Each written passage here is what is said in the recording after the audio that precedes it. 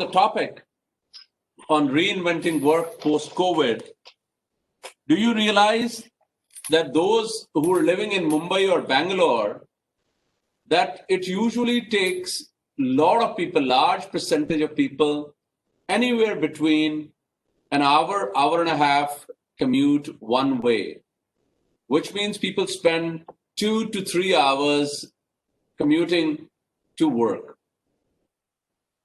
In Mumbai, it's the same. In Delhi, it's the same. In Calcutta, it's somewhat the same. So when companies like Microsoft or companies like Dell, companies like Amazon, Google, have more than 60% of their workforce working from home or from client locations or working in nomadic environment using mobile communication and computing devices now for more than 10, 15 years. Why is it that this phenomena has not translated in Indian context? So we've done some research in this domain. India, the mobile communication and computing opportunities are there, but people do not wish to telecommute, even when opportunities are afforded to them. Reason one, culturally we have higher propensities of certain attitudinal and certain inherent beliefs about the system. Number one, we have a high fear of missing out. This has been empirically demonstrated that individuals in India have a high fear of missing out. Therefore, they want to be physically present. They don't rely on the mobile communication and computing devices and do not trust the material which is available to them online. They believe that if they are not on ground in the office, they're missing out on opportunities. Second, Indians, by and large, have a high need for impression management, which means if the boss is around, I'm going to have to stick around. I stay till the boss stays. And the longer I stay, the better it is. This is a phenomena which has grappled our nation, particularly in the last 15 to 20 years. It has come to the surface. It has always been there, come to the surface more than before. Which means a longer speech is always better than a shorter speech. I want to demonstrate that I'm covering everything. You must have witnessed that there are people who could have covered a context or a subject in 45 minutes, but would stand there and pontificate for 2.5, 3 hours to demonstrate that I've done a great job. More is better. These impression management tendencies are inherent. Third, we are very, very poor in terms of job description. I must tell you, you will experience it yourself.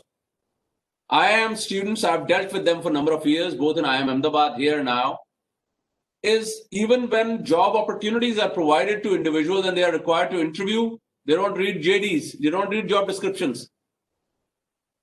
They're floating around. The sharpened job descriptions are not there. It is demonstrable, particularly in the government sector, where one person would hold 5 additional charges. Anybody who is from the government system or the parents are from government system would know. Additional charge. I know of people in the state governments who are holding 10, 11 additional charges. What does that demonstrate? That demonstrates that the job descriptions are never clear. If one person is able to do 9 people's job, why were there 9 positions to begin with?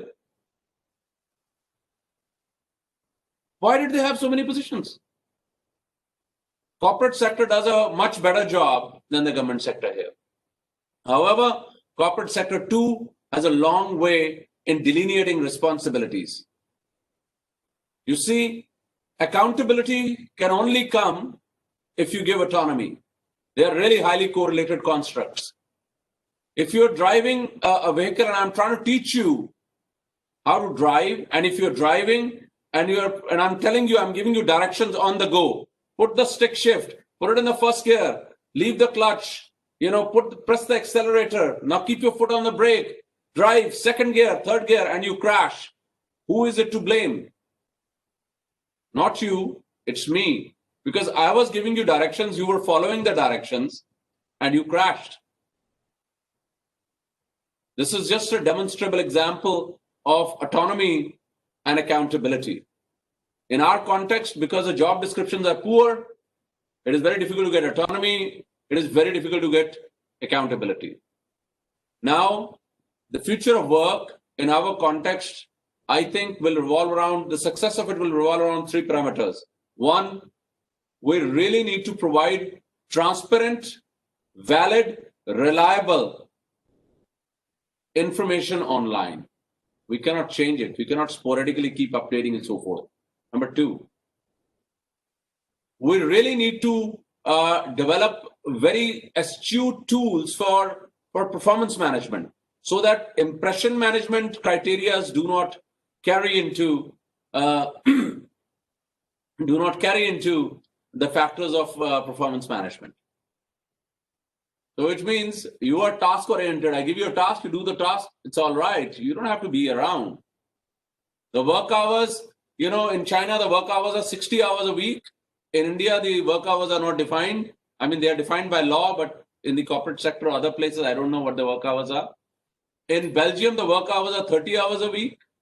In France, it is 32. In Germany, it is 32. In US, it is 40. I don't know where is the definition of the precise number of work hours. I don't think it needs to be. I think the work has to be in a continued state of, the work will become drudgery only if you're not enjoying the work. So I think we need to develop better performance management systems so that impression management is negated. And third, I believe it is incumbent upon us and everybody in the corporate sector, government sector, to be very sharp in defining the job or the task that you're required to do. With these three parameters, I'm quite confident that the future of work will be better. And as a matter of fact, in my view, and it's a personal comment, in my view, work from home, work from client location, work from using telecommunication and computing devices should be mandated at least 2 days a week, even after the COVID situation.